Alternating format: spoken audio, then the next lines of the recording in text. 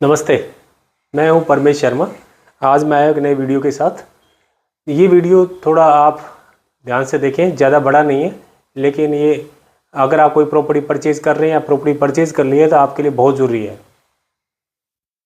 ये मैं आपको एक रेफरेंस दे रहा हूँ। आजकल एक न्यूज़ चल रही है, पालम न्यूज़ में और पालम से रिलेटेड काफ़ी जो चैनल्स हैं वो चला रहे हैं। मैं बात कर रहा हूँ एक हाउसिंग लोन के बारे में। एक बिल्डर है, बिल्डर ने एक प्रॉपर्टी परचेज करने के लिए लोन लिया और लगभग 2018 में उन्होंने लोन लिया, प्रॉपर्टी परचेज करी, प्लॉट परचेज किया, फिर उस पर कंस्ट्रक्शन करी और बिल्डिंग बना दी। उन्होंने मल्टी स्टोरी बिल्डिंग बना दी और सभी जो प्रोस्पेक्टिव बायर्स है मल्टीपल फ्लैट्स बनाए, 20-22 फ्लैट उन्होंने बना दिए वहाँ पे। नंबर ऑफ फ्लैट एग्जैक्टली तो पता नहीं है, जो न्यूज़ में आ रहा है 22 फ्लैट के आसपास का कुछ लोग बता रहे हैं। तो 20-22 फ्लैट उन्होंने बनाए और एक एक करके सबको सेल कर दिया। यूजुअली ऐसा होता है और वो कर सकते हैं, कोई दिक्कत नहीं है। बिल्डर अपना कंस्ट्रक्शन के लिए लोन ले सकता है। तो बात इसमें ये सुनने में आ रही है कि जो लोन लिया है सभी को दिक्कत आ रही है। अब कोर्ट से ऑर्डर हो गए हैं और उस प्रॉपर्टी का खाली करने का नोटिस आ गया है और पोजीशन लेने के नोटिस आ गया है बैंक से, जिस बैंक ने उन्होंने कंस्ट्रक्शन के लिए लोन दिया था। अब जिन्होंने लोन ले रखा, प्रॉपर्टी परचेज करी थी, वो भी परेशान है। वो अपने EMI टाइम पे दे रहे हैं 2021-22 से, जैसे कस्टमर्स बता रहे हैं। अब आप EMI दे रहे हैं और आपको फिर भी घर से बाहर निकलना पड़ रहा है, तो ऐसी क्या दिक्कत हो गई कि आपको बाहर निकलना पड़ रहा है।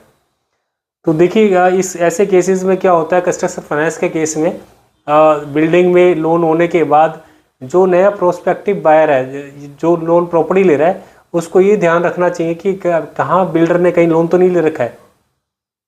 यूजुअली हम इसमें क्या करते हैं, बीइंग ए बैंकर, सबसे पहले हम प्रॉपर्टी पेपर चेक कराते हैं बिल्डर के। अगर कोई भी बैंकर लोन कर रहा है, किसी बिल्डिंग में लोन कर रहा है, अगर मैं आप किसी नए बैंकर को, नए क्लाइंट को लोन करूँगा, तो सबसे पहले पूछूंगा, सर इस प्रॉपर्टी में, जिस प्रॉपर्टी के अंदर आप रजिस्ट्री करा रहे हैं सेलर से, कि आप प्रॉपर्टी पेपर्स दिखाइए। आप property papers in original seller के पास अगर हैं तो उसमें एक वेटिंग कर देते हैं, वेटिंग करते हैं और उसमें एक मार्क कर देते हैं कि इस पर्टिकुलर प्रॉपर्टी का, इस पर्टिकुलर प्लॉट पे जो बिल्डिंग बनी हुई है, इसमें इस particular number flat has been sold to so 100%। ठीक है। अगर प्रॉपर्टी पेपर नहीं मिलता है तो हमें ये डाउट होता है कि कहीं ना कहीं ये प्रॉपर्टी मॉर्गेज्ड है या थर्ड पार्टी मॉर्गेज्ड है। उस प्रॉपर्टीज़ पे लोन देना बड़ा मुश्किल होता है और बैंकर लोन नहीं देता है। अब इस केस में क्या हुआ कि ये इन्होंने लोन चल रहे लोगों के, काफ़ी फ्लैट हैं वहाँ, मोस्टली कई बैंकों ने लोन भी किया होगा। अब लोन्स तो हो गए उनके। अब इस प्रॉपर्टी में बिल्डर ने अपनी पेमेंट नहीं करी, हालांकि ये लोन क्लोज हो जाने चाहिए थे अगर आप इतने लोन हो गए, लेकिन ये लोन चल कैसे रहा था पता नहीं। इवन लोग ये कह रहे हैं वहाँ पर जो इन्फॉर्मेशन है कि इन्होंने टॉपअप भी लोन लिया था। अब टॉपअप लोन कैसे लिया, उस टाइम भी NOC की ज़रूरत होती है, NOC ली नहीं ली, ये भी एक क्वेश्चन है। तो अब आप देखिए, इनको बड़ी परेशानी हो रही है। अब इनके लिए सॉल्यूशन एक ही लग रहा है मुझे, जो भी है, कि इनको अपने बैंकर से पूछना चाहिए कि क्या सर, आपने जब मुझे लोन दिया था 2021 में, 2022 में जब प्रॉपर्टी परचेज करी थी, क्या आपने कोई NOC लिया था उस पर्टिकुलर बैंक से एज ए इंडिविजुअल? तो क्या होता है, उस पर्टिकुलर फ्लैट का NOC मिल सकता है अगर अप्लाई करे, बैंकर अप्लाई करे, सेलर अप्लाई करे, तो पार्सल NOC बोलते हैं उसको। क्या आपने पार्सल NOC ली थी? अगर उन्होंने NOC ली हो तो शायद इनको दिक्कत नहीं आएगी, अदरवाइज इनके लिए परेशानी है ही है, क्योंकि कोर्ट ने अगर ऑर्डर दिया है, डेफिनेटली सारे कागजात देखने के बाद ही ऑर्डर दिए होंगे। उसके बाद सामने तो हमारी कोई, इवन कोर्ट के सामने तो बोलने की हिम्मत ही नहीं है, ना बोल सकते हैं, क्योंकि कोर्ट ने जो डॉक्यूमेंटेशन देखी होगी उसके हिसाब से की होगी। फिर भी ये लोग चेक कर सकते हैं कि बैंकर ने, जो आपके बैंकर ने NOC ली थी या नहीं ली थी। अगर नहीं ली थी तो उसके लिए भी बड़ी परेशानी है, वो उनका पैसा भी फंस गया है बैंकर का, वो उसको भी बात करनी चाहिए बैंकर से, क्लाइंटों से। अब ऐसी सिचुएशन में आप क्या कर सकते हैं? देखिए, बड़ी दिक्कत होती है। आप जिस क्लाइंट्स को तो दिक्कत नहीं है, अगर वो तो आप प्रॉपर्टी परचेज करने जा रहे हैं तो बिल्डर कहता है इसमें लोन अवेलेबल है, वो अपने बंदों से बात करके करवा देता है। अब क्या दिक्कत आई, कैसे आई, किसने गड़बड़ की है, बिल्डर ने करी है या नया जो बैंक है उसने दिक्कत करी है इनको लोन देते वक्त? लेकिन परेशान तो क्लाइंट हो रहे हैं अब वहाँ पे। हालांकि कोई केस मेरा नहीं है, बट मैंने देखिए केस देखा था, इसलिए लग रहा था कि आप इस पे वीडियो बनाओ। तो मैं अपने क्लाइंट से या अपने सभी दोस्तों से या जो मेरे वीडियो देखते हैं उनको सब सलाह देना चाहता हूँ कि आप कोई भी प्रॉपर्टी परचेज करें, सबसे पहले एक सबसे बड़ी गलती करते हैं लोग, एग्रीमेंट करते वक्त सबसे पहले प्रॉपर्टी बात करेंगे, नेगोशिएशन में चले जाते हैं कि ये प्रॉपर्टी कितने की आप देंगे। लेकिन मैं रिवर्स बात करता हूँ, मैं सबसे पहले बात करता हूँ कि सर आप जब भी एग्रीमेंट करना है, कुछ बात करनी है, बिफोर स्टार्टिंग एनी नेगोशिएशन आप मुझे ओरिजिनल पेपर दिखाइए इस प्रॉपर्टी के, क्या आपके पास है या नहीं है। कई बार बिल्डर कहेगा नहीं मेरे पास है, कॉपी है, अवेलेबल है, मैं दिखा दूंगा, इसमें कोई दिक्कत नहीं है, आप एग्रीमेंट करिए। नहीं सर, बिल्कुल कभी कभी एग्रीमेंट मत करिए आप, क्योंकि एक बहुत बड़ी प्रॉपर्टी परचेज करने जा रहे हैं, एडवांस दे देंगे, 10% दे देंगे, लास्ट मोमेंट जा करके इस जैसी सिचुएशन आ गई आपके साथ तो बड़ी दिक्कत हो जाएगी। ये तो बैंकर की गड़बड़ है, ये नया बैंकर है, उसने सरसई चेक क्यों नहीं करा।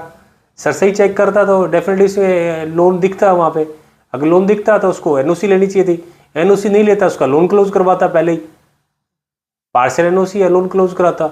तो आप कभी भी कोई प्रॉपर्टी परचेज करते हैं तो ध्यान रखिए कि अगर पर्टिकुलर फ्लोर फ्लैट या कोई भी है, अपार्टमेंट है, अपार्टमेंट में भी कई बार क्या होता है, बिल्डर डेवलपर बड़े बड़े डेवलपर्स बड़े बड़े लोन उठा के बैठे होते हैं कंस्ट्रक्शन के लिए, 1000 करोड़ 2000 करोड़ के लोन होते हैं।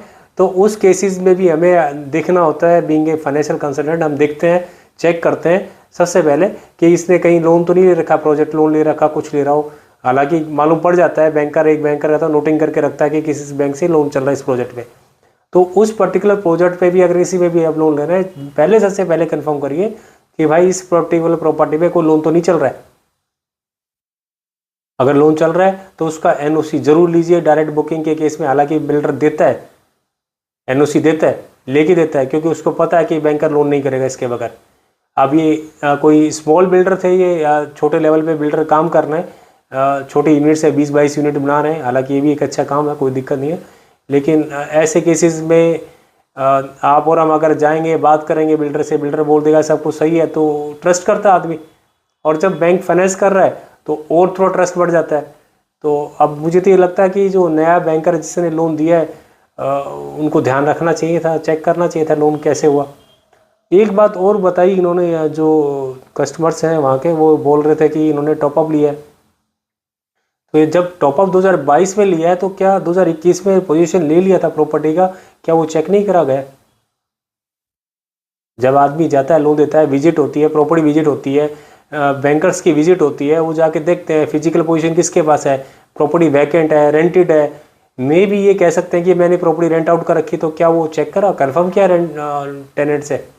ये भी एक बड़ा क्वेश्चन है इसके लिए कि अगर उन्होंने चेक करा होता, बात की होती, तो पहले ही आप मना कर देते हैं कि अगर मैं आपके घर में आके पूछता हूँ बैंकर की इसमें प्रॉपर्टी पे मैं टॉपअप दे रहा हूँ, क्या आप यहाँ कौन है, तो डेफिनेटली बता देते हैं यहाँ पे मैं ओनर हूँ, उसी टाइम लोन रुक जाता। अब क्या सिचुएशन हुई, कैसे हुई, कैसे टॉपअप हुआ, या टॉपअप पहले ही हो गया हो तो फिर ये सिचुएशन नहीं आती है। अगर आपने प्रॉपर्टी सेल करने से पहले टॉपअप ले लिया तो नहीं है, लेकिन प्रॉपर्टी सेल हो गई है, लोग रह रहे हैं वहाँ पे, रहने के बाद भी एक टॉपअप हुआ है, तो वो भी एक बड़ा क्वेश्चन है एग्जिस्टिंग फाइनेंशियल इंस्टीट्यूशन पे कि उसने कैसे लोन दिया, कैसे टॉपअप करा। चलिए, आज का ये वीडियो काफ़ी लंबा हो गया है, तो मैं चाहूँगा कि आपको अगर ये वीडियो अच्छा लगा है तो आप मेरे चैनल को सब्सक्राइब करिए, शेयर करिए, और कमेंट करके आप मुझसे क्वेश्चन पूछ सकते हैं। अगर कुछ होगा तो मुझे लगा कि या इसके अंदर मैं आपको जवाब दे सकता हूँ या मैं कॉम्पिटेंट हूँ, तो मैं आपको डेफिनेटली इसके अंदर हेल्प करूँगा, आपको जवाब दूँगा। आज के लिए इतना ही वीडियो काफ़ी है। थैंक यू वेरी मच, धन्यवाद। मिलते हैं नेक्स्ट वीडियो में। Thank you.